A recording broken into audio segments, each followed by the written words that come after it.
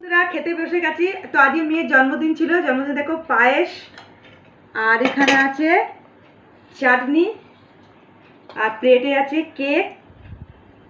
তো চলো বন্ধুরা খাওয়া শুরু করি। তো আজকে দুপুরে অনেক কিছু রান্না করেছিলাম, তো দুপুরবেলা তোমাদের সব কিছু দেখানো সম্ভব হয়নি। 5 রকমের ভাজা ছিল, সবজি ডাল ছিল, চিংড়ি মাছের মালাইকারি, সর্ষে ইলিশ, আর হচ্ছে তোমার এখানে চিকেন আছে, আর দই মিষ্টি পাঁপড় তো থাকবে।